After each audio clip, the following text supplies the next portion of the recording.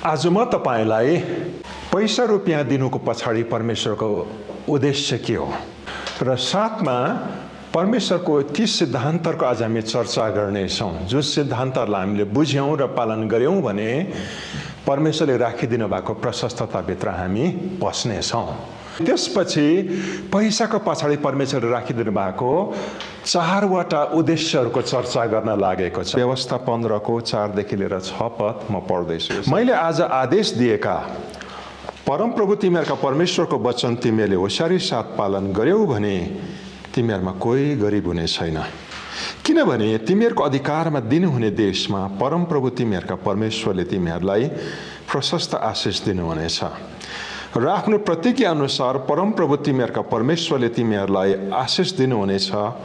तिमीहरूले अनेक जातिलाई कर्जा दिनेछौ, तर तिमीहरूले चाहिँ कर्जा लिनुपर्ने छैन। तिमीहरूले धेरै जातिलाई शासन गर्नेछौ, तर उनीहरूले तिमीहरूमाथि शासन गर्ने छैन। पहिलो सत्यता कि गरिबी परमेश्वरको इच्छा होइन। यहाँनिर स्पष्ट लेखेको छ। परमेश्वरले इजरायलीहरूसित बोल्दै गर्दाखेरि भन्नुभयो, मैले तिमीहरूलाई दिएको वचन पालन गर्यौ भनेदेखि तिमीहरूको बीचमा कोही गरिब हुने छैन, तर परमेश्वरले दिनुहुने देशमा तिमीहरू आशीषित हुनेछौ। परमेश्वरले हामीलाई समृद्धि र प्रशस्तता दिन चाहनुहुन्छ। परमेश्वरले हाम्रो हरेक खाँचोहरूलाई पूरा गर्न चाहनुहुन्छ, हामीलाई उन्नति दिन चाहनुहुन्छ।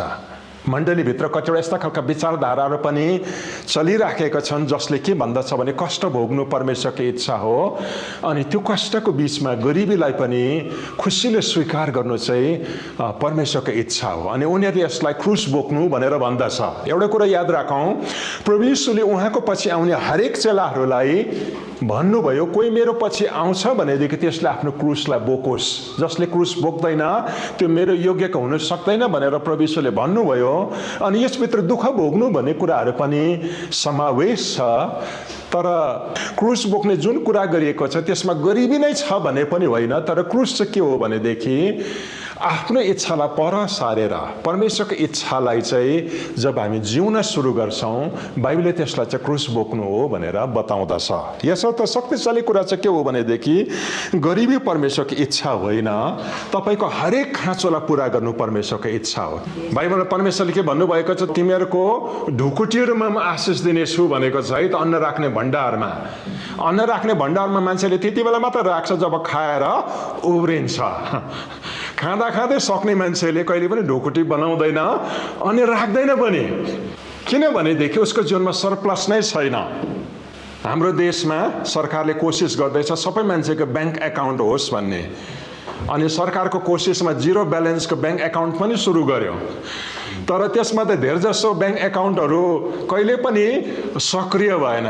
किन सक्रिय भएनन् भनेदेखि यस्तो खालको मान्छेहरूलाई ब्याङ्क एकाउन्ट सुरु गर्न लगायो जसले आज कमायो अनि आज दिनभरि त्यसले खान्थे, भोलि कमाएकोले भोलि खान्थे, जसको जीवनमा पैसै उब्रिँदैन त्यस्तो मान्छेका लागि ब्याङ्क एकाउन्टको 0 ब्यालेन्समै सुरु गरे पनि त्यसको के छैन भन्नुहोस् त, महत्त्व छैन।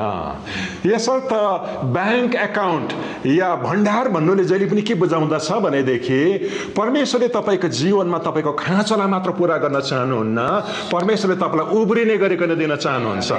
यदि तपाईँ आज कोही हुनुहुन्छ जो जीवनको खाँचोबाट भएर जाँदै हुनुहुन्छ भनेदेखि याद राख्नुहोस्, अहिले तपाईँ गरिब हुनुहुन्छ होला, तर परमेश्वरको सिद्धान्तलाई बुझ्यौँ भनेदेखि परमेश्वरले तपाईँको आधारभूत आवश्यकतालाई मात्र पुरा गर्नुहुन्न, तपाईँलाई उबार्ने र जम्मा गर्न सकिने गरिकन परमेश्वरले प्रशस्तता दिन चाहनुहुन्छ। यसर्थ इजरायलीहरूलाई मोसाले व्यवस्थाको यो वचन दिँदै गर्दाखेरि भनेको छ, तिमीहरू कनान देशमा पुग्छौ, परमेश्वरले दिनुहुने देशभित्र पस्छौ, अनि तिमीहरूको बीचमा कोही मानिस पनि गरिब हुने छैन। यसर्थ पहिलो सत्यतालाई हामी जहिले पनि नभुलौँ कि प्रशस्तता चाहिँ परमेश्वरको इच्छा हो। त प्रश्न चाहिँ यो आउँछ, कसरी चाहिँ त्यसो भएदेखि म यस गरिबीदेखि बाहिर आउनु र परमेश्वरले राखिदिनु भएको प्रशस्तताभित्र पस्नु भनेर भन्नुहुन्छ भने यसको लागि चाहिँ अब जरुरी कुरा के छ, परमेश्वरले बाइबलमा राखिदिनु भएको प्रशस्तताको सिद्धान्तलाई हामीले बुझ्न जरुरी छ। ती कुरालाई चाहिँ हामीले बुझ्यौँ भनेदेखि यसले हाम्रो आर्थिक अवस्थालाई बदलाउन सुरु गरिहाल्छ। अब यसले हामीलाई दोस्रो सत्यतामा ल्याउँदछ। अब दोस्रो सत्यता चाहिँ के हो भनेदेखि परमेश्वर चाहिँ सबै कुराको स्रोत हुनुहुन्छ। हामीलाई पैसा चाहिएको छ, परमेश्वर स्रोत हुनुहुन्छ। तपाईलाई चिजबिज चाहिएको छ, त्यसको स्रोत परमेश्वर हुनुहुन्छ। सफलता चाहिएको छ, त्यसको स्रोत पनि परमेश्वर हुनुहुन्छ। उन्नति चाहिएको छ, त्यसको स्रोत पनि परमेश्वर हुनुहुन्छ। तपाईले यो अहिले पढेकै खण्डमा यसरी लेखेको भेटाउनुहुन्छ, आफ्नो प्रतिज्ञा अनुसार परमप्रभु तिमीहरूका परमेश्वरले तिमीहरूलाई आशिष दिनुहुनेछ र तिमीहरूले अनेक जातिलाई कर्जा दिनेछौ, तर तिमीहरूले चाहिँ कर्जा लिनुपर्ने छैन। तिमीले धेरै जातिलाई शासन गर्नेछौ, तर उनीहरूले तिमीहरूमाथि शासन गर्ने छैनन्। परमेश्वरले आफ्नो प्रतिज्ञा अनुसार तिमीहरूलाई आशिष दिनुहुनेछ। याद राख्नुहोस्, परमेश्वर चाहिँ आशिषको स्रोत हुनुहुन्छ। अनि पैसा रुपियाँ चाहिँ परमेश्वरले ल्याउनु हुने आशिष हो। अनि यो चाहिँ जहिले पनि परमेश्वरबाट आउँदछ। धेरैचोटि तपाईँलाई लाग्ला कि मेरो जब चाहिँ मेरो स्रोत हो, या मेरो बिजनेस चाहिँ मेरो स्रोत हो, या जुन प्रोग्राममा म अहिले बसिराखेको छु त्यो प्रोग्राम चाहिँ मेरो स्रोत हो। यसको मतलब चाहिँ के हो भने प्रोग्राम भनेको त वेलफेयर प्रोग्राम है त। कतिवटा देशमा गरिब दुखीहरूको लागि विशेष कार्यक्रम सञ्चालन गरिएको हुँदछ। हाम्रै देशमा पनि चामल बाँडिने के छ एउटा कार्यक्रम चलाइँदैछ। हाम्रै देशमा पनि 100 दिने रोजगार कार्यक्रम सञ्चालन गरिँदैछ। कतिवटा देशमा गयौँ भनेदेखि सरकारले महिनाभरि गरिबको घर चल्ने पैसा पनि दिँदछ। त्यसलाई वेलफेयर प्रोग्राम भनेर भन्दछ है त। कोही कोही बेला लाग्दछ कि यो वेलफेयर प्रोग्राम चाहिँ मेरो स्रोत हो। सरकारले चलाउँदै गरेको गरिब कल्याण कार्यक्रमहरू चाहिँ मेरो स्रोत हो। कोही कोही बेला तपाईँलाई लाग्दछ तपाईँले नेतृत्व गर्दै गरेको बिजनेस तपाईँको स्रोत हो। तपाईँले गर्दै गरेको पेसा, तपाईँले खाँदै गरेको जागिर, तपाईँले गर्दै गरेको नोकरी चाहिँ तपाईँको स्रोत हो भन्ने लाग्दछ है त। अनि कोही बेला यस्तो पनि हुँदछ कि कति मानिसहरूले हामीलाई सहायता गरिराखेको हुँदछ, अनि यी मानिसहरू चाहिँ मेरो स्रोत हो जस्तो लाग्दछ। अनि ती मानिसहरूलाई हामी जहिले पनि खुसी राख्न चाहन्छौँ, हराउन चाहँदैनौँ। तर गहिरो सत्यता तपाईँले एउटा कुरो बुझ्नुहोस्, परमेश्वर तपाईँको स्रोत हुनुहुन्छ। अनि ती सबै कुराहरू चाहिँ परमेश्वरले तपाईँसम्म रुपियाँ पैसाको आशिष ल्याउनका लागि चलाउने साधन मात्र हुन्। अनि तपाईँले जब चाहिँ परमेश्वर मेरो स्रोत हुनुहुन्छ अनि म उहाँमा भरोसा गर्छु भनेर तपाईँले परमेश्वरमाथि आफ्नो भरोसा गर्नुहुन्छ, विश्वास गर्नुहुन्छ, अनि परमेश्वरमाथिको विश्वासलाई तपाईँले जब आज्ञा पालनमा व्यक्त गर्न सुरु गर्नुहुन्छ नि, त्यति बेला चाहिँ तपाईँको गरिबी टुट्न सुरु हुन्छ। कति मान्छेले चाहिँ के सोच्दछ, उसले पाएको ओहदालाई आफ्नो स्रोत सोच्दछ।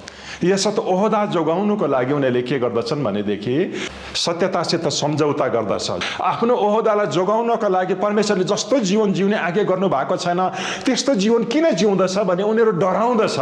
हाम्रो विश्वास चाहिँ परमेश्वरदेखि हटेर त्यस ओहदामाथि अडिन सुरु हुँदछ। त्यति बेला हाम्रो विश्वास चाहिँ परमेश्वरदेखि हटेर बिजनेस जोगाउनुपट्टि जाँदछ। अनि त्यति बेला हामी परमेश्वरको सत्यतालाई पर सारेर गलत तरिकाले जब बिजनेसलाई जोगाउने कोसिस गर्छौँ नि, त्यति बेला चाहिँ परमेश्वर हाम्रो स्रोत बन्नुहुन्न, हामीले गर्दै गरेको बिजनेस हाम्रो स्रोत बन्दछ। जब मान्छेलाई जब हामी हाम्रो स्रोत सोच्छौँ त्यति बेला नि हामी त्यो मान्छेलाई खुसी राख्नुपट्टि जान्छौँ। अनि उसलाई हराउने डरले कयौँचोटि नि परमेश्वरको सत्यतालाई चाहिँ हामी पर सारी पठाउँछौँ। किनभने मलाई लाग्दछ यो मान्छे नै मेरो जीवनबाट भड्कियो भनेदेखि म गरिब हुन्छु। कोही कोही बेला हामी सरकारी कार्यक्रमलाई, वेलफेयर प्रोग्रामलाई जब आफ्नो स्रोत सोच्छौँ नि, त्यति बेला चाहिँ हामी के गर्छ, आफ्नो इन्कम ढाँटेर फर्म भर्दै गरेका हुन्छौँ। त्यो कार्यक्रममा लेखेको हुन्छ कि यति इन्कम ग्रुपको मान्छेले मात्र यो सरकारले चलाउँदै गरेको कार्यक्रममा भाग लिन सक्छ भन्दाखेरि नि मेरो इन्कम त्योभन्दा बेसी होला, तर त्यसभित्र पस्नका लागि म मेरो इन्कम तल देखाउन सुरु गर्छु। म जे होइन त्यो देखाउने कोसिस गर्छु। किनभने मलाई के लाग्दछ भनेदेखि त्यो कार्यक्रम चाहिँ मैले गुमाइपठाएँ भनेदेखि मेरो जीवनमा आउँदै गरेको कमाइ रोकिन्छ। अनि त्यति बेला चाहिँ परमेश्वर होइन, म केलाई चाहिँ मेरो स्रोत सोच्न सुरु गर्दछु, त्यस कार्यक्रमलाई।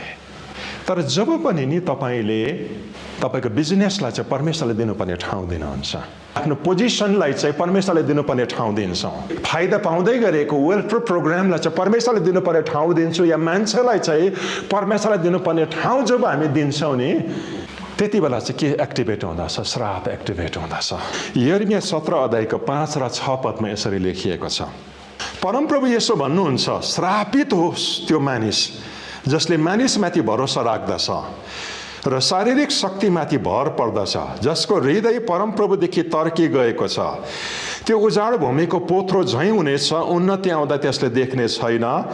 त्यो मरुभूमिका सुक्खा ठाउँहरूमा बस्नेछ, अर्थात् नुनको जमिन जहाँ कोही पनि बस्दैन। जब हामीले परमेश्वरमाथि भरोसा राख्दैनौँ, मान्छेमाथि भरोसा राख्छौँ, मान्छेको उपायमाथि भरोसा राख्छौँ, मान्छेको तरिकामाथि जब भरोसा राख्छौँ, त्यो भरोसा राख्ने साथ एउटा शक्ति चाहिँ खुल्न सुरु भइहाल्दछ। अनि त्यो शक्तिलाई चाहिँ भन्दछ श्राप। अनि जसै श्राप सक्रिय हुँदछ त्यति बेला चाहिँ तपाईँको जीवनमा नि अभाव एम्पावर भइहाल्दछ। तपाईँलाई पुग्दै गरेको नि अभाव हुन सुरु भइहाल्छ, बन्दै गरेको काम पनि बिग्रिन सुरु भइहाल्दछ।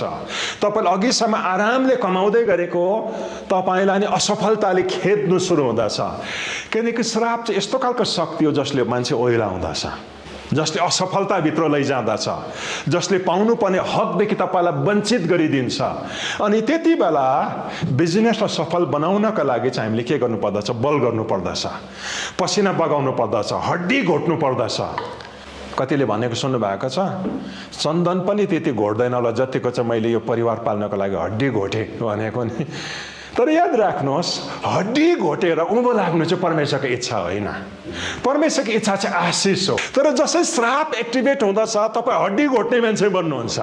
परमेश्वरको इच्छा चाहिँ तपाईँले कामलाई इन्जोय गरोस्, तपाईँले गर्दै गरेको कुरामा तपाईँले आनन्द प्राप्त गरोस्, अनि मेहनत गर्दै गर्दा तपाईँको उन्नति होस् भन्नु चाहिँ परमेश्वरको इच्छा हो।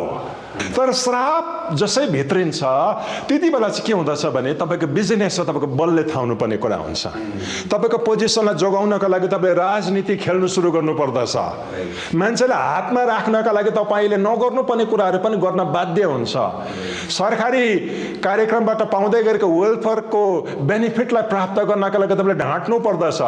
श्रापले जहिले पनि तपाईँलाई बन्धनभित्र लैजाँदछ। परमेश्वरको इच्छा चाहिँ नि हामीलाई आशिषमा जियोस् भनेर देख्नु हो। तर यही यिर्मया 17 अध्यायको 7 र 8 पदलाई पनि म तपाईँहरूको बिचमा पढ्दैछु। तर त्यो मानिस धन्यको हो जसले परमप्रभुमा भरोसा राख्दछ, जसको आशा परमप्रभु हुनुहुन्छ। त्यो पानीको किनारमा रोपेको रुख जस्तो हुन्छ, जसले आफ्नो जराहरू खोलाको किनारसम्म फिजाएको हुन्छ। गर्मी हुँदा त्यो डराउँदैन, त्यसका पातहरू सधैँ हरिया हुन्छन्। खडेरीको समयमा त्यसलाई केही चिन्ता हुँदैन र त्यसले फल फलाउन कहिले चुक्दैन। तर श्रापले जिउने जीवनको ठिक विपरीत चाहिँ के हुन्छ? आशिषले जिउने जीवन हुन्छ। अनि आशिष चाहिँ केले खुल्दछ भनेर भन्नुहुन्छ भने परमेश्वरमाथिको भरोसाले, परमेश्वरमाथिको विश्वासले आशिष खुल्दछ। बिजनेस मेरो हातमा च्यानल हो, तर मेरो स्रोत चाहिँ परमेश्वर हुनुहुन्छ। त परमेश्वरमा जिउनुको लागि म आज्ञा पालनलाई चाहिँ जहिले पनि कायम राख्नेछु। मैले आज्ञा पालन गरेँ भनेदेखि परमेश्वरले जहिले पनि मलाई आशिष दिन सक्नुहुन्छ। अनि मेरो व्यवसाय कहिले पनि खत्तम हुँदैन भन्ने कुरालाई जब तपाईँले पत्याउनुहुन्छ नि, त्यति बेला बिजनेसलाई जोगाउनका लागि गलत कुरासित सम्झौता गर्ने परीक्षा आउँदा पनि तपाईँले बरु नोक्सानी भोग्नुहुन्छ, तर परमेश्वरको सत्यतालाई कायम राख्नुहुन्छ। त्यति बेला चाहिँ तपाईँले के भन्दै हुनुहुन्छ? व्यवसाय मेरो स्रोत होइन, मेरो स्रोत परमेश्वर हुनुहुन्छ। ओहदालाई जोगाउनको लागि गलत कुरा गर्ने परीक्षा आउँदाखेरि बरु ओहदा त्याग्न तयार हुनुहुन्छ, तर परमेश्वरको सत्यतालाई तपाईँले जब हराउन चाहनुहुन्न नि, त्यति बेला तपाईँले आफ्नो परमेश्वरमाथिको विश्वासलाई चाहिँ आज्ञा पालनमा व्यक्त गर्दै हुनुहुन्छ। याद राख्नुहोस्, विश्वास चाहिँ जहिले पनि मनमा हुने कुरा मात्र होइन, कार्यमा व्यक्त गर्ने कुरा हो। विश्वास चाहिँ धेरै मान्छेले चाहिँ के सोच्दछ? मनभित्र हुने कुरा हो। विश्वास सुरु चाहिँ मनभित्र हुन्छ, तर जहिले पनि अन्तमा गएर त्यो विश्वास चाहिँ आज्ञा पालनमा देखा पर्छ। यदि विश्वास मनभित्र सुरु भएर अन्तमा गएर आज्ञा पालनमा देखा परेन भने चाहिँ त्यो विश्वास होइन, त्यो एउटा सहमति मात्रै हो। अनि बाइबलले के भन्छ? विश्वास चाहिँ काममा व्यक्त भएन भनेदेखि यो चाहिँ मरेको विश्वास हो, डेड फेथ। हामी ओहदा जोगाउनका लागि परमेश्वरको सत्यतालाई बलिदान गर्दैनौँ। परमेश्वर मेरो स्रोत हुनुहुन्छ भन्ने भरोसालाई हामीले आज्ञा पालनमा व्यक्त गर्छ, चाहे ओहदा गुमाउन परोस्, चाहे सरकारी कल्याण कार्यक्रमहरूको सुविधालाई गुमाउनु पर्दा पनि हामी के भन्छौँ? म प्रभुको सत्यतालाई पालन गर्छु। हाम्रो नानीहरू पनि जब सानो स्कुलमा थिएँ, कतिवटा फर्म लिएर आएँ, जुन फर्महरू चाहिँ सरकारबाट पाउने कतिवटा सुविधाको फर्महरू थियो। अनि त्यो फर्म यसो हेर्दाखेरि त्यो चाहिँ यस्ता खालका नानीहरूका लागि थियो जसको इन्कम लेभल चाहिँ नि वर्षमा यति हुनुपर्छ भने जो चाहिँ साह्रै कम्ती। अनि हामीले हाम्रो नानीहरूलाई के भन्यौँ भनेदेखि यो हाम्रो लागि होइन, यो चाहिँ ती नानीहरूको लागि हुन् जो चाहिँ असहाय छन्। परमेश्वरले हामीले यस्तोकी माथि राख्नु भएको छ। याद राख्नुहोस्, धेरैचोटि अनफेयर लाग्छ आफैलाई। कस्तो लाग्छ भने अरूले फाइदा उठाइराखेको छ अनि हामी मात्रै के हो यस्तो भन्ने हामीलाई धेरैचोटि लाग्ला है त। तर एउटा कुरो याद राख्नुहोस्, यो चाहिँ हाम्रो हृदयको टेस्ट हो।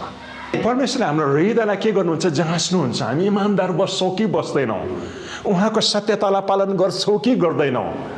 तर हामीले पाउने ती कुराहरूलाई हामीले बलिदान गर्नु परे तापनि म परमेश्वरमाथि विश्वास गर्छु, उहाँ मेरो स्रोत हुनुहुन्छ भनेर जब विश्वास गर्छौँ नि, त्यति बेला चाहिँ एउटा शक्ति एक्टिभेट हुन सुरु हुँदछ। अनि त्यो शक्तिलाई चाहिँ भन्दछ आशिष। अनि यताबाट त नोक्सान भयो तपाईँको बिजनेसमा सत्यतालाई पालन गर्दा, तर आशिषले मरेर गएको कुरालाई फेरि जिउँदो पार्न सुरु गर्दछ, हराएका कुरालाई वापस फर्काएर ल्याउन सुरु गर्दछ।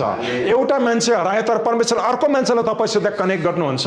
वेलफेयर कार्यक्रममा तपाईँले नो भन्नु पर्यो, तर परमेश्वरले त्यस नोक्सानलाई नि 7 गुणा बढ्ता चाहिँ अर्को ठाउँबाट चाहिँ फिर्ता गर्नुहुन्छ। अनि त्यति बेला के हुँदछ भनेदेखि नि आशिषले तपाईँ मौलाउन सुरु हुन्छ। याद राख्नुहोस् है, गलत तरिकाले पनि धनी हुन सकिन्छ, गलत तरिकाले पनि उन्नति गर्न सकिन्छ, उँभो लाग्न सकिन्छ, तर त्यो चाहिँ परमेश्वरबाट आएको आशिष होइन। अहिलेको जमानामा शैतानले हाम्रो हृदयभित्र छरेको एउटा झुट चाहिँ के हो भनेदेखि नि गडलीनेस र प्रस्पेरिटी चाहिँ सँगसँगै जानु सक्दैन। अनि कोही बेला हामीलाई के लाग्दछ भने धर्मी मान्छे धनी हुनु सक्दैन अनि धनी मान्छे के हुनु सक्दैन, धर्मी हुनु सक्दैन। झुट भन्नुहोस् न, तपाईँले भजन सङ्ग्रह गर्नु भने त्यहाँ के लेखेको छ, धर्मी मान्छेको घरमा चाहिँ धन सम्पत्ति हुन्छ भनेको छ। त्यसको मतलब नि परमेश्वरको तरिकाले पनि उन्नति गर्न सम्भव छ। धर्मी मान्छेले पनि उन्नति गर्न सक्छ, धर्मी मान्छेले पनि गरिबीदेखि बाहिर आउन सक्छ, धर्मी मान्छेले पनि परमेश्वर राखिदिएको प्रशस्ततालाई भेट्न सक्छ परमेश्वरको तरिकाले। अनि बाइबलमा के लेखेको छ, परमेश्वरको आशिषले धन ल्याउँछ अनि परमेश्वरले त्यसमा कष्ट थप्नु हुन्न। परमेश्वरले ल्याएको धनमा चाहिँ चिन्ता आउँदैन, परमेश्वर ल्याएको धनमा चाहिँ हड्डी घोट्ने जरुरत आउँदैन। परमेश्वर ल्याएको धनमा नि अशान्ति कहिले पनि आउँदैन। शान्ति र विश्रामसित चाहिँ तपाईँ प्रशस्तताभित्र पस्नुहुन्छ। धेरै नानीहरू नि मिनिस्ट्रीमा नआएको एउटा कारण चाहिँ के हो तपाईँलाई थाहा छ, पास्टरहरू चाहिँ के हुन्छन् अरे, गरिब हुन्छ, मायालाग्दो हुन्छ। म के विश्वास गर्छु भनेदेखि नि सेवाकाम आउने मान्छेलाई परमेश्वरले पाल्नुहुन्छ अनि परमेश्वरले पनि पाल्दाखेरि चाहिँ आफ्नो लेभलमा पाल्नुहुन्छ। याद राख्नुहोस् है, परमेश्वरले पास्टरलाई प्रशस्तता दिन सक्नुहुन्छ, उसको घर मजाले चल्नु सक्छ। सेवाकाई गर्ने मान्छेले कयौँचोटि सेकुलर काम गर्ने मान्छेलाई जितेर जान पनि सक्छ। किनभनेदेखि परमेश्वरको इच्छा चाहिँ के हो भनेदेखि नि प्रशस्तता हो। याद राख्नुहोस्, धार्मिकता र प्रशस्तता चाहिँ सँगसँगै जानु सक्छ। किनभनेदेखि नि परमेश्वरले धर्मी मान्छेलाई चाहिँ धार्मिकताको साथमा नै उन्नति दिन सक्नुहुन्छ। कयौँचोटि एउटा पद साह्रो बेसी कोट गरिन्छ, you cannot serve both God and mammon भन्ने। तिमीले धन र परमेश्वर दुइटैको सेवा गर्नु सक्दैनौ। अनि यसलाई चाहिँ के को आधार बनाइन्छ, अभावमा जिउनुको आधार बनाइन्छ। यसकारण हामीले धन खोज्नु हुँदैन, प्रशस्तता खोज्नु हुँदैन, गरिबीमा चाहिँ हामी धन्यवाद भन्दै त्यसैमा जिउनुपर्छ भन्ने धारणा चाहिँ मान्छेको भित्र आउँदछ। तर वास्तवमा यो वचनलाई चाहिँ नबुझेको मात्रै हो। यहाँनिर के लेखेको छ, पैसा र परमेश्वरको सेवा एकसाथमा गर्न सक्दैनौ भन्दाखेरि नि दुईवटा अपोजिट पोलमा राखेको छ। परमेश्वर एकापट्टि अनि परमेश्वर बिनाको पैसा अर्कोपट्टि छ है त। याद राख्नुहोस्, परमेश्वर बिनाको पैसा चाहिँ नि मामन हो अनि परमेश्वरले हामीलाई त्यता जानु दिनुहुन्न। तर परमेश्वरको सेवा गर्दाखेरि पनि परमेश्वरले दिनुहुने उन्नति चाहिँ परमेश्वरको योजना हो। मैले दुईवटा सत्यताको चर्चा गरेँ है त। अब यो दुईवटा सत्यतालाई तपाईँले च्याप्प समात्नु भयो भनेदेखि यसले मात्रै तपाईँले के गर्नुहुन्छ? अब यहाँदेखि उता आउने पैसाको पछाडि परमेश्वरको चारवटा उद्देश्य र तपाईँले बुझ्नु पनि हुन्छ, विश्वास गर्नुहुन्छ, अनि त्यसमा उभिने आँट गर्न सक्नुहुन्छ। यसो त अब म तपाईँलाई केमा लैजाँदैछु? यहाँदेखि उता चाहिँ पैसा या धनको पछाडि परमेश्वरको उद्देश्य के हो, परमेश्वरले किन चाहिँ पैसा ल्याउनुहुन्छ र धन ल्याउनुहुन्छ, म त्यसको चर्चा तपाईँहरूको बिचमा गर्न लागेको छु। अहिले हामीले पढ्दै गरेको कुराहरू चाहिँ व्यवस्था 15 अध्यायमा छ। त्यो चाहिँ वास्तवमा 15 अध्यायमा सुरु भएको होइन। यसको सुरु चाहिँ कहाँ भएको छ? 14 अध्यायमै भएको छ। 14 अध्यायको आधादेखि तल तपाईँले यसो हेर्दै लानुभयो भने त्यहीबाट नै परमेश्वरबाट आउने रुपियाँ पैसाको चर्चा भएको छ, परमेश्वरको फाइनेन्सियल प्रिन्सिपलको डिस्कसन हुन सुरु भएको छ र 15 अध्यायभित्र पसेको छ। तपाईँलाई अचम्म लाग्छ होला किन चाहिँ यो दुईवटा अलग अलग अध्यायभित्र चाहिँ यो चर्चा राखिएको भने वास्तवमा तपाईँलाई भनिदिउँ, बाइबल सुरुमा लेख्दाखेरि चाहिँ ओरिजिनल बाइबल चाहिँ च्याप्टरमा थिएन र भर्समा थिएन, अध्याय पनि थिएन अनि पदहरू पनि थिएन। यो चाहिँ बादमा मान्छेले बाइबल पढ्नु सजिलो होस् भनेर हालेको कतिवटा उपाय मात्र हो, नत्र भनेदेखि सुरुको बाइबल चाहिँ अध्याय रहित र पद रहितको थियो। यसर्थ 15 अध्याय र 14 अध्यायमा भनेका कुरा वास्तवमा एउटै लाइनमा लेखेका कुराहरू हुन्। 14 अध्यायको 29 पदलाई हामी सबैले एकसाथमा पढौँ न। के तिमीहरूसित सहरमा बस्ने केही हिस्सा वा अंश नहुने लेवीहरू, परदेशी, टुहुरा टुरी र विधवाहरू आएर अघाउन्जेल खाउन् र परमप्रभु तिमीहरूका परमेश्वरले तिमीहरूका सबै काममा तिमीहरूलाई आशिष देऊन्। पैसा रुपियाँको उद्देश्य चाहिँ के रहेछ भनेदेखि परदेशी, टुहुरा टुरी, विधवा भन्नुको मतलब गरिब मान्छेहरूले चाहिँ यसबाट खानु पाउन्। परमेश्वरले किन तपाईँको जीवनमा रुपियाँ पैसा ल्याउनुहुन्छ? एउटा उद्देश्य चाहिँ मैले नबताइकन तपाईँले बुझिहाल्नुहुन्छ। तपाईँको खाँचो पुरा गर्न ल्याउनुहुन्छ, तपाईँको आवश्यकतालाई परमेश्वरले तपाईँको कमाइद्वारा पुरा गर्न चाहनुहुन्छ। यो म तपाईँलाई आज बताउँदिनँ किनकि यो चाहिँ नबताए पनि थाहा हुने कुरा हो। तर त्यहाँदेखि उसो चाहिँ तपाईँलाई परमेश्वरले यो बुझाउन चाहनुहुन्छ। अनि त्यो चाहिँ के भने परमेश्वरले किन चाहिँ तपाईँ र मेरो जीवनमा रुपियाँ पैसाको आशिष ल्याउन चाहनुहुन्छ भन्दाखेरि परमेश्वरले हाम्रो हातमा ल्याएको हरेक पैसामा तपाईँको भाडा तिर्ने मात्र होइन, तपाईँको घरमा चामल किन्ने मात्र होइन, तपाईँको छाक टार्ने मात्र होइन, तर परमेश्वरले त्यस पैसा रुपियाँभित्र चाहिँ नि गरिब दुखीको भाग पनि राखिदिनु भएको छ। परमेश्वर चाहनुहुन्छ त्यसकै एउटा अंश चाहिँ कसैको खाँचो पुरा गर्नका लागि जाओस्, कसैको असहायपनामा त्यसले मद्दत पुर्याओस्। परमेश्वरले दिँदै गरेको पैसाभित्र जहिले पनि गरिब दुखीको एउटा यस्तो खालको भाग हुँदछ जसलाई चाहिँ म के भन्छु, हिडन पोर्सन भन्छु। बाहिरबाट त देख्दैन, परमेश्वरको वचनको उज्यालोमा हेऱ्यो भने मात्रै के देख्छ भन्नुहोस् त, गरिब दुखीको त्यो भाग हामी त्यसभित्र देख्छौँ। लेवी 23को 22मा यसरी लेखिएको छ, तिमीहरूले आफ्नो देशमा खेतको बाली काट्दा खेतको छेउछाउसम्म निखारेर नकाट्नु, तिमीहरूले आफ्नो बालीको सिलाबाला नबटुल्नु, ती तिमीहरूले गरिब र परदेशीहरूको निम्ति छोडिदिनु, म परमप्रभु तिमीहरूको परमेश्वर छ। परमेश्वरले खेत हुने धनी मान्छेलाई भन्नुहुन्छ, खेतको मालिकलाई। मैले खेतको मालिक भन्दा चाहिँ तपाईँले के सोच्नु पर्यो? बिजनेसको मालिक सुन्नु पर्यो है त। तपाईँहरूले जब गर्दै गरेको मान्छे सुन्नु पर्यो, ओहदामा बसेको मान्छे जसले पैसा कमाउँदैछ, या तपाईँ कुली काम नै गर्ने हो भने खेतको मालिक तपाईँ पनि हो। त खेतको मालिकसित परमेश्वर बोल्दै हुनुहुन्छ है, तिम्रो खेतमा जब फसल लाग्छ, गहुँ फल्छ, अनि त्यो पाकेको फसल काट्न जब तिमी खेतभित्र पस्छौ, काट्दै जाँदाखेरि चाहिँ बिचबिचको काट्नु, तर कुना काप्चीको चाहिँ छोडिदिनु, छेउछेउसम्म नकाट्नु।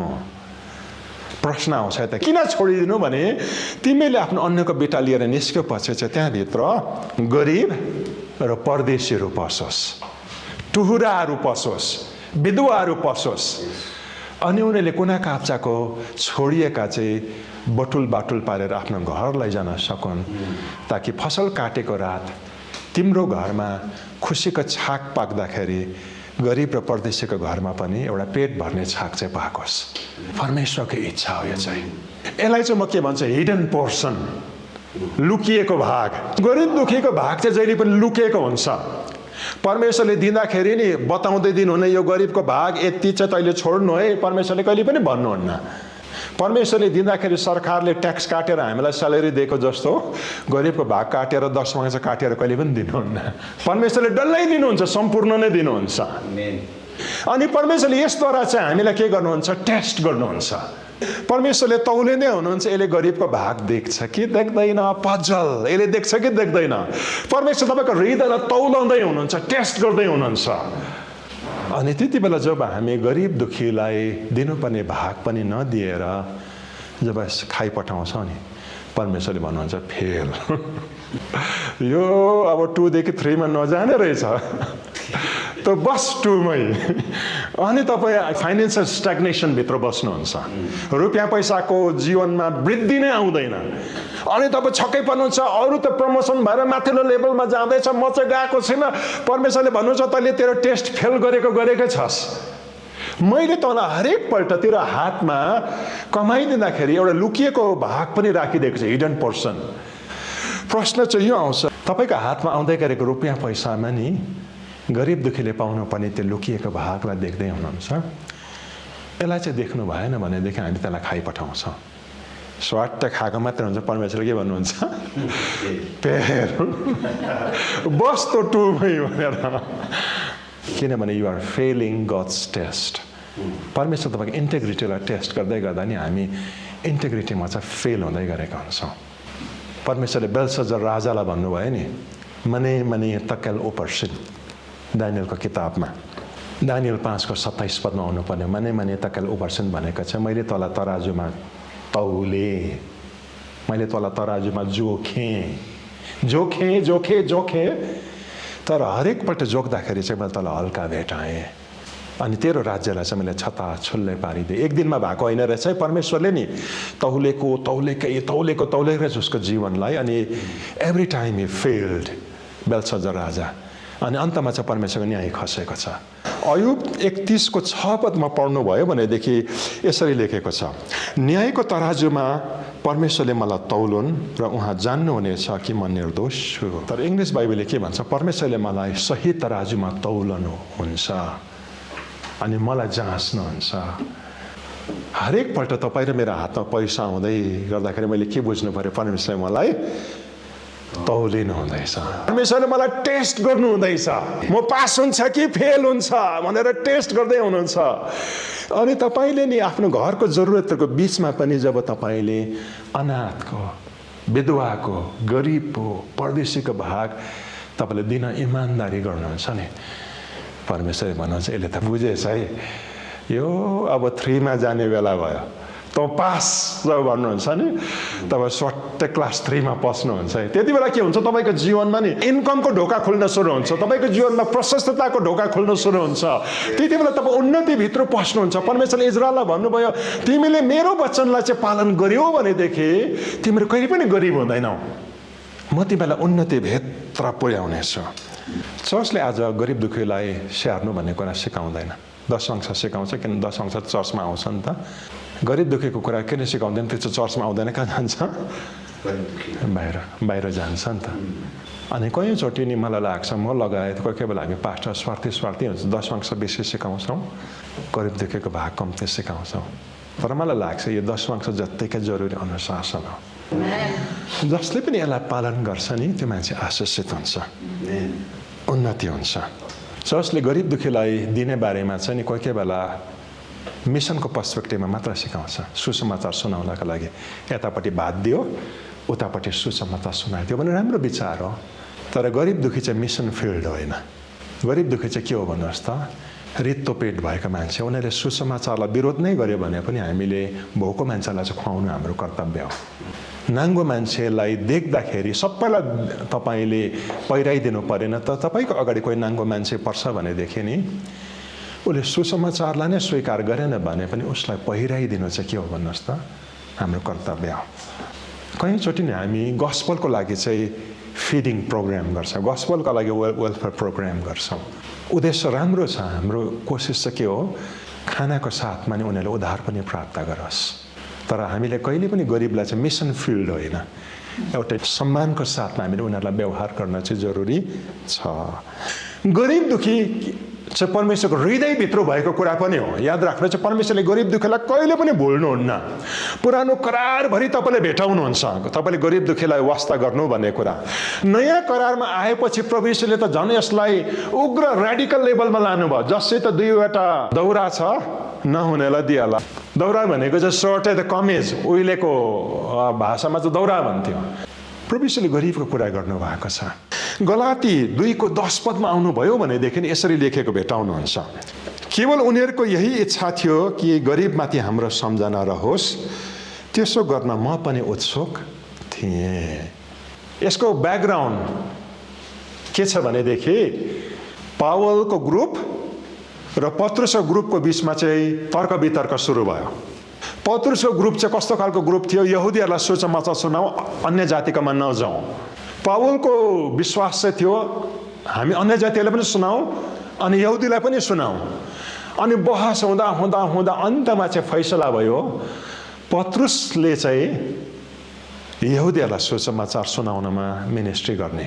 अनि पावलले चाहिँ के फैसला गर्यो? म अन्य जातिहरूको बिचमा जान्छु, गैर यहुदीको बिचमा र सुसमाचार सुनाउँछु। अनि दुईजनाले अलग अलग बाटो टिपेको छ। तर जानुभन्दा अगाडि दुई ग्रुपको बिचमा एउटा सम्झौता छ भएर तिमी अलगै काम गर, म अलगै काम गर्छु, हाम्रो बिचमा झगडा नहोस्। तथापि एउटा कुरो चाहिँ तपाईँ र हामी दुईजनाले गरौँ, त्यो चाहिँ के हो? गरिबलाई हामी कहिले पनि नभुलौँ। अनि पहिलो शताब्दीको चर्चमा गरिब दुःखीलाई वास्ता गर्नु भन्ने कुरा छ नि, एउटा इन्टिग्रल डिसिप्लिन थियो। म तपाईँलाई के भन्छु भनेदेखि नि तपाईँको जीवनमा गरिब दुःखीलाई सहायता गर्ने कुरा चाहिँ लुकिएको भाग भनेर सधैँ तपाईँले त्यसलाई रेस्पेक्ट गर्नुहोस्। अनि यो कुरालाई चाहिँ हामीले एउटा अनुशासनको रूपमा विकास गर्न जरुरी छ। पहिलो कोरिन्थी 10:2 लिएर 3 पदमा यसरी लेखेको भेटाउनुहुन्छ, प्रत्येक हप्ताको पहिलो दिन तिमीहरू हरेकले आफ्नो कमाई अनुसार केही धन छुट्याएर जम्मा गर्दै राख्नु, ताकि म आउँदा भेटी सङ्ग्रह गर्नु नपरोस्। अनि म आएपछि तिमीले चाहेका मानिसहरूलाई परिचय पत्र दिएर तिमीलाई भेटी लिई यरुसलेममा पठाउने छु। अनि यो चाहिँ नि वास्तवमा के को बारेमा भनेको तपाईँलाई थाहा छ? यरुसलेममा यति बेसी गरिबहरू थियो, अनिकाल लागेको थियो। अनि पत्रुसले कोरिन्थको मण्डलीलाई भेटी उठाउने कुरा गर्दै गर्दा चाहिँ वास्तवमा गरिब दुःखीलाई दिने कुरा चाहिँ तिमीले हप्ताको हरेक पहिलो दिन चाहिँ छुट्याउनु भनेको छ। गरिब दुःखीको भाग चाहिँ दशमांश जस्तै के हुनुपर्छ? हाम्रो इन्कममा चाहिँ नि डिसिप्लिन वेमा हामीले त्यसलाई कायम राख्नु चाहिँ जरुरी छ। तर अब म तपाईँलाई परमेश्वरको दोस्रो उद्देश्यमा लगिहाल्छु है त, पैसाको पछाडि परमेश्वरको दोस्रो उद्देश्य। अनि त्यसलाई चाहिँ म के भन्छु भनेदेखि नि मान्छेलाई आत्मसम्मानको जीवन प्रदान गर्नको लागि परमेश्वरले रुपियाँ पैसा दिनुहुन्छ, डिग्निटीले भरिएको जीवन। यो सत्यतालाई बुझ्न जरुरी छ। गरिब दुःखीलाई हामीले जति नै सहायता गरे तापनि परमेश्वरको इच्छा छ सधैँभरि ती गरिबहरू चाहिँ दयामा बाँचोस् भन्ने होइन। कसैलाई तपाईँले दान दिएर सघाउनु, भेटी दिएर सघाउनु चाहिँ नि क्राइसिसको बेलामा चाहिँ गर्नुपर्ने कुरा हो। पहिरोले घर लग्यो सघाउनु पर्ने हो, महामारीमा पर्यो त्यति बेला दिनुपर्ने हो, या कोही बिमार छ उसले आफूलाई हेर्नु सक्दैन त्यति बेला दिनुपर्ने हो। कोही बेला असहाय मान्छेहरू हुन्छ, उमेर ढल्केका र कमाउनु नसक्ने मान्छे, आफ्नो कोही छैन, त्यति बेला दया देखाउनु पर्यो। या अनाथ टुरा नानीहरू छन् जसलाई बाबुआमाले हेरेका छैनन्, ती नानीहरूमाथि दया देखाउनु पर्यो। या कोही बेला राम्रै मान्छे पनि जब खाँचोबाट जान्छ, असहाय हुन्छ, त्यति बेला उनीहरूलाई सहायता गर्नु पर्यो। तर सारा जीवन चाहिँ कसैले दिएकोमा जिउनु चाहिँ परमेश्वरको इच्छा होइन। परमेश्वरले हरेक मान्छेलाई चाहिँ डिग्निटीको जीवन दिन चाहनुहुन्छ, हरेक मान्छेलाई चाहिँ आत्मसम्मानले भरिएको जीवन दिन चाहनुहुन्छ। तपाईँले यसकारण यो कुरालाई जहिले पनि के बुझ्नु पर्यो भनेदेखि सधैँ कसैको दयामा बाँच्नु चाहिँ परमेश्वरको इच्छा होइन, सधैँ कसैले दिएको सहायतामा बाँच्नु पनि परमेश्वरको इच्छा होइन। व्यवस्था 15:12 लिएर 15 पदमा अब हामी पढ्दैछौँ, यदि तिमीहरूको कोही यहुदी भाइ बहिनीले तिमीहरूको हातमा आफूलाई बेच्छ, त्यसले 6 वर्ष तिमीहरूको सेवा गर्यो भने 7औं वर्ष त्यसलाई मुक्त भएर जान दिनु। त्यो मुक्त भएर जाँदा त्यसलाई रित्तै हात नपठाउनु। तर परमप्रभु तिमीहरूका परमेश्वरले तिमीहरूलाई आशिष दिनु भए अनुसार आफ्नो भेडा बाख्रा, खला र दाहको कुलबाट प्रशस्तसँग दिएर त्यसलाई पठाउनु। मिश्रमा तिमीहरू कमारा हुँदा परमप्रभु तिमीहरूका परमेश्वरले तिमीहरूलाई मुक्त गर्नुभएको कुराको सम्झना गर। यही कारणले आज म तिमीहरूलाई यी आदेश दिँदैछु। एउटै कुरो याद राख्नुहोस्, गरिबीको समाधान चाहिँ दान होइन, गरिबको समाधान चाहिँ कसैलाई भेटिदिनु होइन। भेटिदिनुले उसको सङ्कष्टमा परेको खाँचोलाई त पुग्छ, तर उसलाई सधैँभरि थामेर राख्नु सक्दैन। अनि हामीले कुनै पनि मान्छेलाई डिपेन्डेन्ट कहिले पनि बनाउनु भएन। अहिले पढेको खण्डमा तपाईँले के देख्नुहुन्छ भने तिमीहरूको बिचमा नि कोही मान्छे गरिब भयो भनेदेखि उसले आफ्नो पेट पाल्नको लागि आएर आफूलाई तिमी कहाँ बेच्छ भन्दाखेरि निर्दय लाग्छ, दास प्रथा जस्तो। तर वास्तवमा यो चाहिँ के हो भनेदेखि नि यो बेचेको होइन।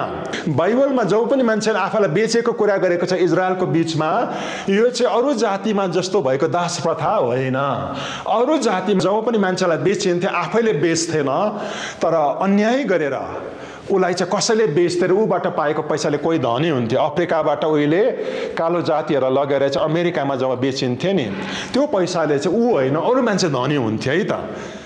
अनि उसको अधिकार हुन्थेन, मालिकले उसलाई मारे पनि पाउँथ्यो, कुटे पनि पाउँथ्यो, जे गर्नु पनि पाउँथ्यो। तर इजरायलमा चाहिँ के छ भने कुनै मान्छेको घरमा खानु भएन र उसलाई एकदम अभाव हुँदाखेरि उसले आएर आफूलाई तिमी कहाँ बेच्यो भन्दा चाहिँ त्यो अरू दास जस्तो होइन है। यो मान्छेको चाहिँ अधिकार हुन्थ्यो। कसरी अधिकार हुन्थ्यो भनेदेखि नि उसले आफूलाई बेच्दाखेरि जुन पैसा पाउँथ्यो नि त्यो पैसा चाहिँ अरू मान्छेले लान्थेन, उसको खाँचो पुर्याउनको लागि खर्च हुँदथ्यो। दोस्रो कुरा तपाईँले के पाउनुहुन्छ, 7 वर्ष पुग्दाखेरि चाहिँ 6 वर्षको अवधिभरि उसले काम गरेपछि 7औं वर्षमा चाहिँ अटोमेटिकली त्यो मान्छे के हुँदथ्यो, स्वतन्त्र हुन्छ, घर जानु पाउँथ्यो। त्यति बेला चाहिँ उसलाई रित्ते हात पठाउनु पर्थेन। त्यति बेला चाहिँ के हुन्थ्यो, दाखको फलबाट प्रशस्त दिएर पठाउनु पर्थ्यो, बारीको कमाइबाट उसलाई दिएर पठाउनु पर्दथ्यो। त्यति बेला भेडा बाख्राको बगालबाट पनि उसले मेहनत गर्दाखेरि कमाएको भागबाट चाहिँ उसको भाग छुट्याइदिनु पर्दथ्यो। त्यसको मतलब नि इजरायलमा चाहिँ जब कसैले आफूलाई बेच्दथ्यो नि त्यो चाहिँ वास्तवमा स्लेभ होइन, त्यसलाई चाहिँ हामी के भन्न सक्छौँ, बन्ड सर्भेन्ट भन्न सक्छौँ। बन्ड सर्भेन्ट भनेको चाहिँ के हो भनेदेखि नि उसले अरू ठाउँ काम गर्नु पाउँदैन, 6 वर्ष चाहिँ त्यही मालिकमा बसेर काम गर्नुपर्छ, अरू ठाउँ जानु पाउँदैन।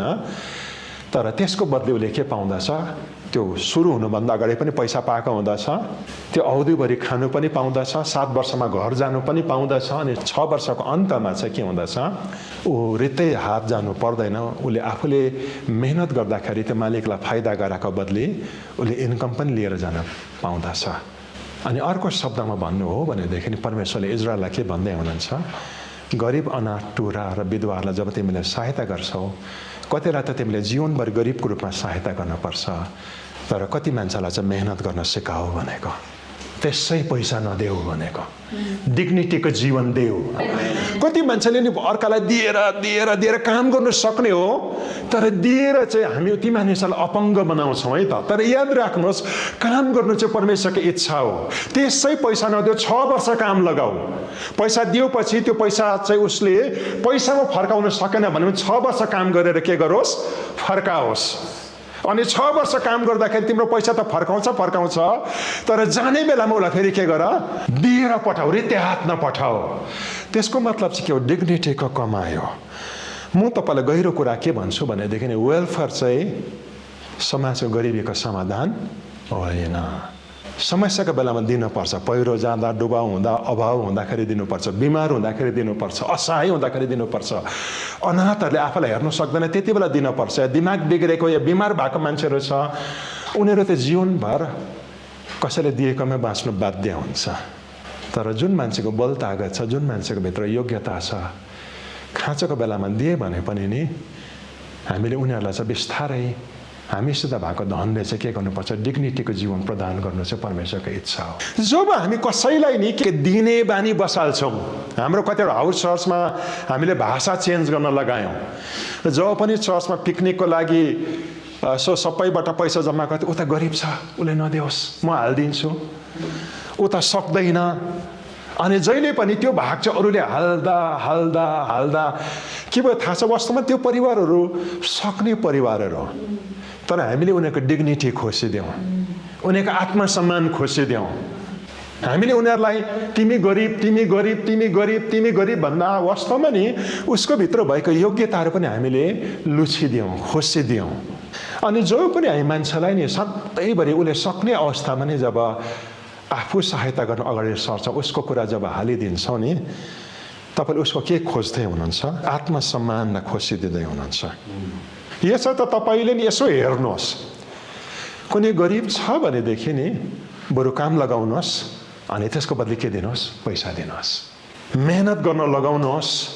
अनि तपाईसित भएको पैसाबाट जब तपाईँले दिनुहुन्छ नि, 1 नम्बर तपाईँले उसको छाकलाई पुरा गर्दै हुनुहुन्छ, अनि 2 नम्बरले उसलाई सम्मानको साथमा शिर ठाडो गर्ने के दिँदै हुनुहुन्छ, अधिकार दिँदै हुनुहुन्छ। धेरैचोटि हामी यस कुरालाई नबुझ्दाखेरि चाहिँ हामीले त माया गरेको तर उता पुग्दा चाहिँ दया भएर पुग्दै गरेको हुन्छ है त। याद राख्नुहोस्, माया र दयाको बिचमा चाहिँ के छ? भिन्नता छ। माया चाहिँ नि के हुन्छ भन्नुहोस् त, डिग्निटीको साथमा हुन्छ। दया चाहिँ धेरैचोटि दयाले चाहिँ के गर्छ, 2टा लेभल क्रिएट गर्दछ। दिने मान्छे माथि बस्दछ अनि थाप्ने मान्छे जहिले पनि कहाँ बस्दछ? तल बस्दछ। एउटा मात्रादेखि बाहिर लगिएको वेलफेयरले चाहिँ के गर्छ भन्नुहोस् त, जहिले पनि मान्छेलाई अनहेल्दी बनाउँदछ। परमेश्वरले भन्नुभयो म गरिब तिमीहरूको बिचमा देख्न माग्दिनँ भन्दै गर्दाखेरि नि गरिबी मेट्नुको लागि चाहिँ इजरायलले के सिक्न जरुरी छ भनेदेखि नि दयाले पाएको कुरा मात्र होइन, तर सम्मानले कमाउनु पर्ने कुराको महत्त्व पनि सिक्न जरुरी छ। अनि परमेश्वरले चाहिँ मान्छेलाई नि पेट भर्नु मात्र होइन, उसलाई नि आत्मसम्मान पनि प्राप्त गरेको मान्छे देख्न चाहनुहुन्छ। यसै कारण प्रभु यीशुले जब सिकाउनु भयो मत्ती 6:3-4, जब तिमी दान दिँदछौ तिम्रो दाहिने हातले के गरिरहेछ सो देब्रे हातले थाहा नपाओस्, तिम्रो दान गुप्तमा होस् र गुप्तमा देख्नुहुने तिम्रो पिताले तिमीलाई इनाम दिनुहुने छ। जब गरिबलाई दान दिन्छ नि किन लुकाएर दिनु भनेको तपाईँलाई थाहा छ? ताकि त्यो गरिबको इज्जत चाहिँ नहराओस्, उसको डिग्निटीलाई चाहिँ हामी भङ्ग नगरिदेऊ, लुकाएर देऊ, ताकि सबको सामने थाप्दाखेरि चाहिँ नि ऊ भिखारी देखा नपरोस्। जेसी डुप्लान्टिस भन्ने मान्छेको एउटा सर्मन मैले धेरै वर्ष अगाडि सुन्दै थिएँ। उसले के भनेको छ, किन चाहिँ एउटा हातले दिएको अर्को हातले चाल्न पाओस् भन्नुको मतलब छ नि, यसको एउटा कारण चाहिँ के पनि हो भनेदेखि नि त्यो गरिबको आत्मसम्मानलाई चाहिँ ठेस नपुर्याओ। कहिलेचोटि त थाहा छ चामल बाँड्दै गर्दाखेरि हामी ठुलो फोटो खिचेर कहाँ हाल्दै गरेको हुन्छौँ, सोसियल मिडियामा हाल्दै गरेको हुन्छौँ। लुगा बाँड्दै गर्दाखेरि हामी त्यो कुरा हाल्दै गरेका हुन्छौँ। अनि मोटिभ हाम्रो राम्रो होला, वास्तवमा अरू मान्छे पनि इन्सपायर होस् भनेर। तर कहीँचोटि हाम्रो पब्लिसिटीको हाम्रो विज्ञापनको चाहनामा चाहिँ हामी एउटा गरिबको आत्मसम्मानलाई चाहिँ कम्प्रोमाइज गर्दै गरेका हुन्छौँ। किनभने परमेश्वरले हरेक मान्छेको आत्मसम्मानलाई चाहिँ नि भत्किएको देख्न चाहनुहुन्न। यसो त हामीले सधैँभरि दया मात्रै देखायौँ भनेदेखि नि एउटै कुरा याद राख्नुहोस्, त्यसले उसको डिग्निटीलाई उसको आत्मसम्मानलाई चाहिँ खुसी दिँदछ। दोस्रो के हुँदछ, उसले त्यो थाप्ने मान्छेलाई जहिले पनि मानसिक रूपमा अनि आर्थिक रूपमा चाहिँ कुँजे बनाएर राख्दछ। ऊ जहिले पनि के सोच्दछ, म सक्दिनँ। तर तपाईँले उसलाई दिँदाखेरि मेहनत गर्नु लगाएर त्यसको बदली दिनुभयो भनेदेखि नि उसको कुँजोपनादेखि चाहिँ बाहिर आउन सुरु हुँदछ। याद राख्नुहोस्, तर जुन मान्छेले डिजर्भ गर्दैन, जो यसको यसलाई क्वालिफाई गर्दैन, उसलाई त्यो दिएर राख्नु चाहिँ के हो भन्नुहोस् त, उसको कुँजोपनालाई चाहिँ एम्पावर गरेको थियो। हाम्रो चर्च जब सुरु हुँदै थियो हामीले सुरुदेखि नै कुरालाई गर्ने कोसिस गऱ्यौँ। पिकनिक जाँदाखेरि थाहा थियो सबैले दिनु सक्दैन, तर हामीले भन्यौँ तिमीले के चाहिँ सक्छौ, 1 पावा तेल नै दिन सक्छौ भने नि देऊ, अरू केही सक्दैनौ भने आधा किलो कुखुराको मासु ल्याऊ, बरु अरू चाहिँ हामी हालिदिन्छौँ। तर ताकि खाँदै गर्दाखेरि चाहिँ पिकनिक खाँदै गर्दा चाहिँ मैले कसैको दया खाएको होइन, मेरो पनि यसमा सहभागिता छ भन्ने कुरा त्यसले फिल गर्न सक। मलाई लाग्छ परमेश्वरले हाम्रो हातमा दिँदै हुँदै गरेको धनको आशिषले नि कसैको डिग्निटीलाई रेस्टोर गरेको परमेश्वर देख्न चाहनुहुन्छ। त्यो मान्छे सधैँभरि कुँजो बनाएर राख्छ है दयाले। अनि यसले के गर्दछ भन्नुहोस् त, त्यो थाप्ने मान्छेलाई निर्भर बनाउँदछ, ऊ बोझ हुँदछ। त्यहाँदेखि ऊ को माथि बोझ हुँदै जान्छ, दिने मान्छे माथि पनि के हुँदै जान्छ, भार हुँदै जान्छ। अब सक्दा पो दियो अनि नसक्दा नि गरेर बसिराखेको, अनि देखे कुनै दिन दिनु सकेन, उल्टा उसले पो धमास दिँदै गरेको मलाई किन दिएन भनेर है त। त्यति बेला चाहिँ त्यो गरिब चाहिँ के हुन्छ भन्नुहोस् त, दिने मान्छेको टाउकोमा के हुँदै जान्छ, भार हुँदै हुँदै हुँदै अघि खुसीले दिएको अब चाहिँ त्यो भड्किन्छ भनेर के गर्दै गरेको हुन्छौँ, दिँदै गरेको हुन्छ। अनि भित्रबाट चाहिँ कुडकुडा हुँदै दिँदै गरेको हुन्छ है त। किनभनेदेखि त्यहाँदेखि उसो चाहिँ त्यो मान्छे डिपेन्डेन्ट भयो, बर्डन भयो। दिने कुरामा होसियार गरौँ है त। तपाईँले त कमलो हृदयले दिनुहुन्छ नि, तर के त्यो दिहाइले त्यो मान्छेलाई हिलिङ गर्दैछ, स्वतन्त्र गर्दैछ कि त्यो मान्छेलाई झन् बिमार बनाउँदैछ, यो चाहिँ हामीले बुझ्नुपर्ने कुराहरू हो। अनि तपाईँले कसैलाई चाहेको भन्दा बेसी दया देखाउनेले गर्ने अर्को नोक्सान पनि छ। जब त्यो मान्छेको भार बोक्न सुरु गर्नुहुन्छ त्यति बेला तपाईँको पैसा चाहिँ त्यो मान्छेमा जान सुरु हुन्छ जो त्यसको लायक छैन। अनि जुन मान्छेको साँच्चैको खाँचो छ त्यो मान्छेको मुख चाहिँ खाली बस्छ, जसले पाउनुपर्ने ऊ वञ्चित हुन्छ है त। अहिले हाम्रो देशमा पनि यसो हेऱ्यौँ भनेदेखि कतिवटा वेलफेयर चाहिँ यस्तो खालको मान्छेले प्राप्त गरिराखेको छ जो यसको लायक छैन, अनि कति डिजर्भिङ मान्छे कहाँ यो पुग्नै सक्दैन। यसरी त दयालाई हामीले लिमिटदेखि बाहिर लग्यौँ भनेदेखि चाहिँ यसले के गर्दछ, नोक्सान गर्दछ। यसकारण व्यवस्थामा नि मूसाले स्पष्ट रूपमा सिकाएको छ, जब कोही गरिब हुन्छ उसलाई त्यसै पैसा दियो 6 वर्ष चाहिँ आफ्नो खेतमा काम लगाऊ अनि देऊ। सुरुमा किन दिनु, काम सुरु गर्नुभन्दा ऊ भोकै छ, उसको परिवार चल्नुपर्छ त्यस कारण दिनु। तर अन्तमा किन दिनु भन्दाखेरि उसले कमाएको कुरा हो। यसो त दया र डिग्निटी चाहिँ सँगसँगै जाने कुरा हो। हाम्रो जीवनको उदाहरण म तपाईँलाई भन्न मन लाग्यो अघि नै। म थुप्रो यात्रा गर्छु अनि कयौँचोटि मानिसहरूको घरमा बस्नुपर्छ। अनि ती घरहरूमा बस्दाखेरि उनीहरूबाट यति बेसी उनीहरूले गुण गरेका हुन्छन् है। एक दिन म र मेरी श्रीमती इङ्ल्यान्डमा लन्डनको छेउबाट घरमा बसेको थियौँ। हामी त्यहाँ घुम्न गएको थियौँ, हप्ता दिनभन्दा नि बढी बस्यौँ त्यहाँनिर। यति बेसी केयर गर्यो। तर हाम्रो भित्र चाहिँ नि के भयो भनेदेखि हामीले गुण फर्काउनुपर्छ। अनि इन्डिया फर्किनुको 2 दिन अगाडि चाहिँ हामीले त्यो घरलाई रिक्वेस्ट गऱ्यौँ कि तपाईँले गरेको गुण चाहिँ हामी फर्काउन चाहन्छौँ। अनि हामीले उसको सारा घर भ्याक्युम गरिदियौँ, गार्डनको झार गोडिदियौँ, बाथरुम सफा गरिदियौँ। अनि त्यो ठाउँमा चाहिँ नि त्यो मेन्टेनेन्स यति साह्रो एक्सपेन्सिभ हुन्छ, ऊ यति साह्रो खुसी भयो। अनि हामी उसको लागि भार भएनौँ, ऊ पनि हामीद्वारा सधैँ खुसी भयो। हामी त्यहाँबाट फर्किँदाखेरि नि एउटा सम्मानले शिर ठाडो गरेर किन फर्किँदै थियौँ भनेदेखि नि जहिले पनि गुणलाई चाहिँ के गर्न जरुरी छ, फर्काउन जरुरी छ। म कतिवटा विदेशमा यात्रा गर्दा कतिवटा घरमा धेरै दिन बस्नुपर्छ। तर मैले मेरो जीवनमा पालन गर्ने कोसिस गरेको एउटा डिसिप्लिन चाहिँ के हो, 1 दिन 2 दिनको पाहुना होइन तर निकै दिन बस्नु पऱ्यो भनेदेखि म आफ्नो भाँडा आफै माझ्छु। घरको मान्छे नभएको बेलामा त्यो घर सबै सफा गरिदिन्छु। अनि उनीहरूले गर्न अनुमति दिएसम्म सबै कुरा गर्ने कोसिस गर्छु। अनि म नानीहरूलाई नि यो कुरा सधैँ सिकाउँछु, जब पनि कसैको घरमा तपाईँहरू पाहुना बस्नुहुन्छ नि, 1 दिनको पाहुना त केही छैन।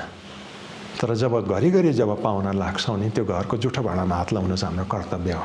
त्यसले चाहिँ हामीलाई डिग्निटी दिन्छ, त्यसले हामीलाई सम्मान दिन्छ, इज्जत दिन्छ। कयौँचोटि कुच्चोमा हात लाउनु चाहिँ हामी सम्मानदेखि तलको कुरा सोच्छौँ नि, तर कसैको घरमा पाहुना बस्दाखेरि नि तपाईँले कुच्चोमा हात लाउनेले चाहिँ तपाईँको इज्जत घट्दैन, झन् बढ्छ त्यो मान्छेको नजरमा। किनकि तपाईँले कुनै पनि कुरालाई फ्रीमा के गर्नुहुन्न, रिसिभ गर्न मान्नुहुन्न। तेस्रो कारण पनि परमेश्वरले किन चाहिँ हाम्रो हातमा रुपियाँ पैसा ल्याउनुहुन्छ भनेदेखि एम्पावरमेन्टको लागि, कसैलाई बलियो पार्नका लागि। व्यवस्था 15को 4 पद अनि 6 पदमा यसरी लेखेको छ, मैले आज आदेश दिएका परमप्रभु तिमीहरूका परमेश्वरको वचन तिमीले होसारी साथ पालन गर्यौ भने तिमीहरूमा कोही गरिब हुने छैन। आफ्नो प्रतिज्ञा अनुसार परमप्रभु तिमीहरूका परमेश्वरले तिमीहरूलाई आशिष दिनुहुनेछ र तिमीहरूले अनेक जातिलाई कर्जा दिनेछौ र तिमीले चाहिँ कर्जा लिनुपर्ने छैन। तिमीले धेरै जातिलाई शासन गर्नेछौ तर उनीहरूले तिमीहरूमाथि शासन गर्ने छैन। एम्पावरमेन्ट, परमेश्वरले किन चाहिँ पैसा हाम्रो हातमा ल्याउनुहुन्छ भन्दाखेरि यसद्वारा चाहिँ परमेश्वरले हामीलाई अरू मान्छेलाई बलियो पारेको देख्न चाहनुहुन्छ। अनि अहिले पढेको 15 अध्यायको 4 पदमा यसरी लेखेको छ, तिमीहरूमा कोही गरिब हुने छैन। परमेश्वरले किन चाहिँ रुपियाँ पैसा हाम्रो हातमा ल्याउनुहुन्छ भन्दा गरिबी हटाउनको लागि। नेपाली भाषाको बाइबलमा लेखेको छ तिमीहरूको बिचमा कोही गरिबी हुने छैन। तर यही कुरालाई म अब न्यू लिभिङ ट्रान्सलेसन बाट पढ्दैछु। There should be no poor among you, for the Lord your God will greatly bless you in the land He is giving you as a special possession. So there should be no poor among you. यो चाहिँ declaration होइन, यो चाहिँ imperative हो। नेपाली भाषाको बाइबलले चाहिँ तिमीहरूको बिचमा कोही गरिब हुँदैन घोषणा गरेको छ है त। तर न्यू लिभिङ ट्रान्सलेसनले चाहिँ भन्छ there should be no poor भनेको चाहिँ तिमीहरूको बिचमा कुनै मान्छेलाई गरिब बस्न नदेऊ भनेको। यो चाहिँ इम्पेरेटिभ हो। यो चाहिँ एउटा आज्ञा हो। उनीहरूको गरिबीलाई समाधान गर्ने कोसिस गर। त्यो गरिबीलाई मेट्यौ भनेदेखि मेट्न सक्छौ अर्काको गरिबीलाई। परमेश्वरले किन चाहिँ गरिबी तिमीहरूको बिचमा हुँदैन भन्दै गर्दाखेरि नि हामीलाई धन दिनुहुन्छ भनेदेखि त्यो धनद्वारा चाहिँ हामीले अरू मान्छेलाई गरिबीदेखि बाहिर ल्याओस्। यही वचनलाई अब तपाईँले NIV-बाट पाउनुहुन्छ है त। However, there need be no poor among you. For in the land the Lord your God is giving to you, possess as your inheritance, he will richly bless you. तिमीहरूको बिचमा गरिब हुनै पर्छ भन्ने जरुरी छैन। तिमीले गरिबी बिनाको सोसाइटी पनि उत्पन्न गर्न सक्छौ तिमीहरूको धनले। हामीले समाजमा बाहिर सके पनि नसके पनि एटलिस्ट चर्चभित्र चाहिँ नि हामीले गरिबीलाई मेट्न सक्छौँ। यसलाई चाहिँ एम्पावरमेन्ट भन्छ है त।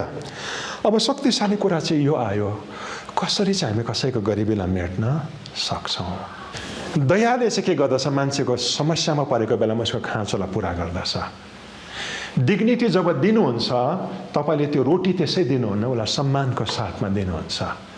तर यो दुईटाले चाहिँ गरिबी समाधान गर्दैन। गरिबी समाधान चाहिँ त्यति बेला हुन्छ जब धन भएको मान्छेले पैसा हातमा आएपछि नि कसैको गरिबीलाई मेट्नका लागि पाइला उचाल्नुपर्छ।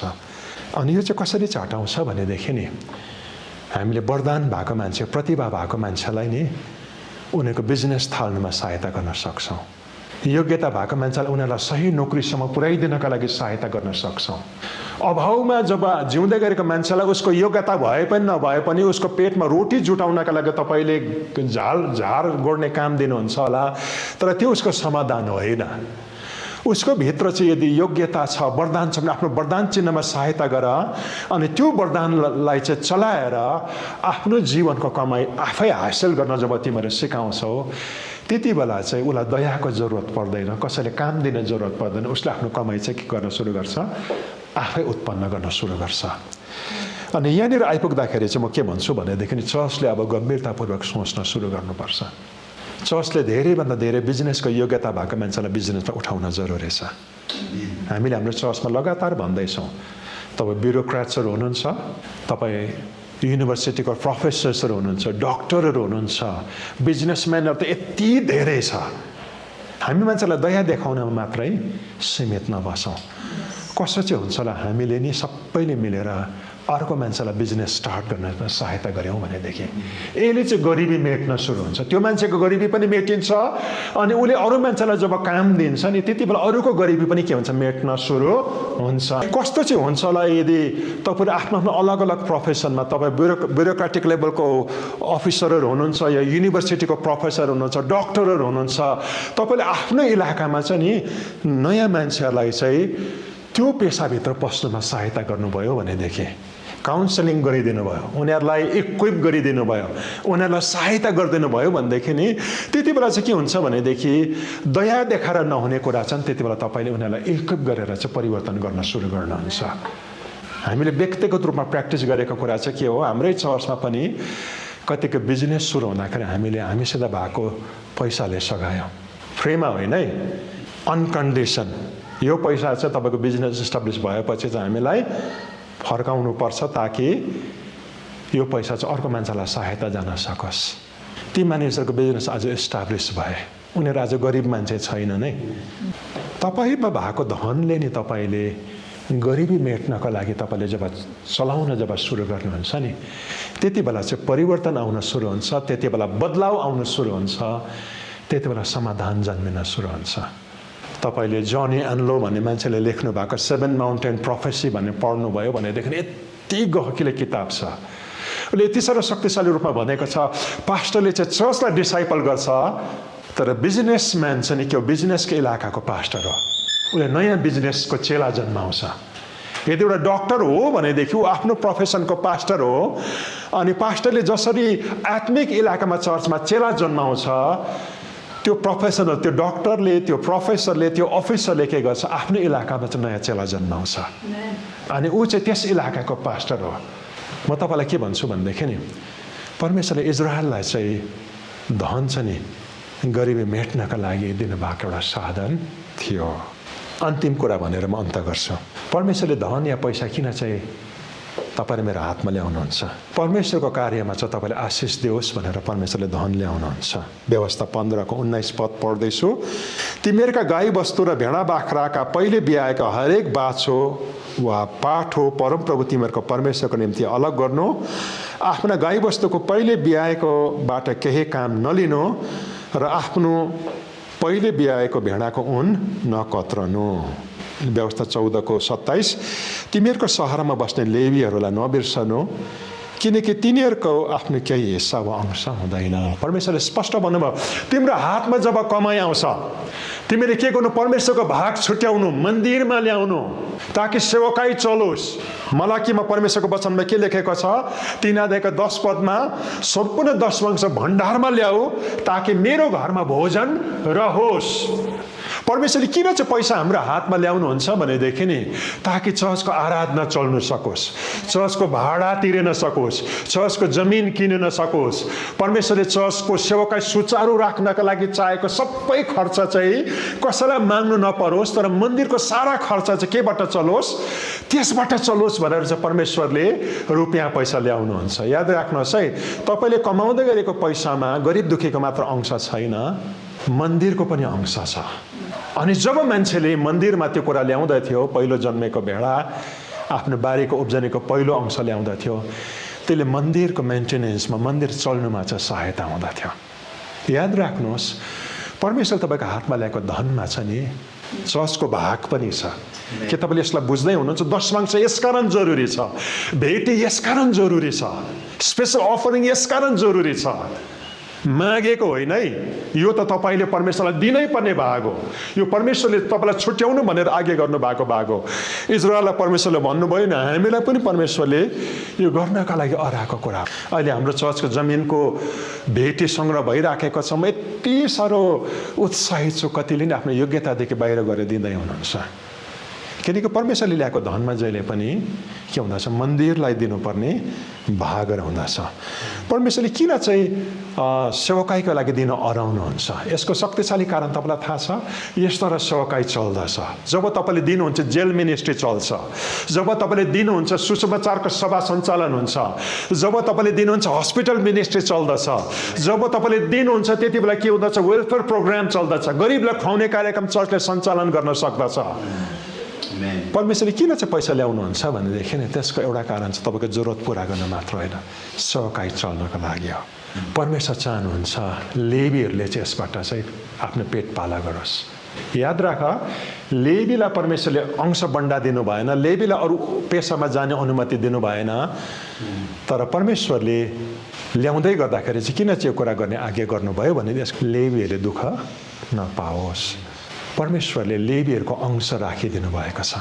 आजको दिन म तपाईँलाई के भन्छु भनेदेखि, चर्चमा सेवाकाई गर्ने पास्टरहरू छ, अगुवाहरू छ, प्रचारक छ, इभान्जलिस्ट छ, मिसनरीहरू छ।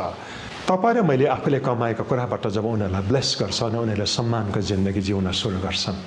हाम्रो नानीहरूले नि इन्जिनियर हुन्छु भन्दै गर्दा, डक्टर हुन्छु भन्दै गर्दा, म बेसी कमाउने जबमा जान्छु भन्दै गर्दाखेरि, राम्रो कमाइ हुने काममा जान्छु भन्दै गर्दाखेरि, त्यो लाइनमा नि म पास्टर हुन्छु भन्ने कुरा पनि के को साथमा भन्नु सकोस्? आँटको साथमा भन्नु सकोस्।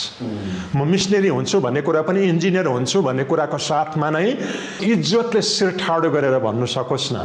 तर यति प्रशस्त दिनुहोस् आफ्नो पास्टरहरूलाई, यति प्रशस्त दिनुहोस् आफ्नो अगुवाहरूलाई, यति प्रशस्त तपाईँले आशिषित बनाउनुहोस् आफ्नो सेवकहरूलाई कि हाम्रो नानीहरूले नि इन्जिनियर, डक्टर र अरू राम्रो कमाइ हुने पेसाहरूको चुनावको बिचमा पर्दा नि उनीहरू त्यो सबै छोडेर पास्टर हुन्छु भन्ने आँट गरोस्, म मिसनरी हुन्छु भन्ने आँट गरोस्।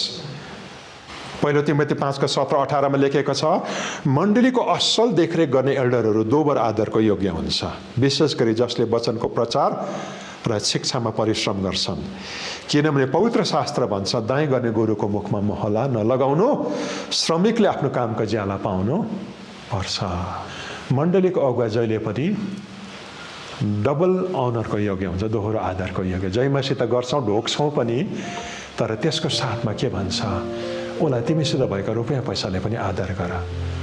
इजरायलमा गोरुलाई त दाइँ गर्दाखेरि चाहिँ महला नलगाइकन दाइँ गर्दै गर्दा खानु पाउँथ्यो भनेदेखि परमेश्वरले भन्नुहुन्छ मण्डलीका सेवक त गोरुभन्दा बढी मूल्यवान छ। जुन मण्डलीले आफ्नो पास्टरलाई आदर गर्छ, जुन मण्डलीले आफ्नो पास्टरको खाँचोलाई हेर्दछ, आफ्नो मिसनरीलाई नि भरपुर मात्रामा ब्लेस गर्छ नि त्यो मण्डली आशीषित हुन्छ। त्यो मण्डलीमा फुल टाइम सेवाकाई गर्ने मान्छेको कहिले पनि अभाव हुँदैन, किनकि नानीहरूले इज्जतले शिर ठाडो गरेर सेवाकामा आउने आँट गर्दछ। लेवीहरूले इज्जतले शिर ठाडो गरेर अरू ट्राइबहरूको बिचमा नि मन्दिर चलाउने आँट उनीहरूले किन गर्छ भनेदेखि इजरायललाई परमेश्वरले लेवीहरूलाई नबोल्नु भनेर भन्नुभएको थियो। परमेश्वरको यस सिद्धान्तलाई चाहिँ हामीले बुझ्यौँ भनेदेखि म तपाईँलाई भन्छु, तपाईँ गरिब कहिले पनि हुनुहुन्न। आउनुहोस् हामी प्रार्थना गरौँ।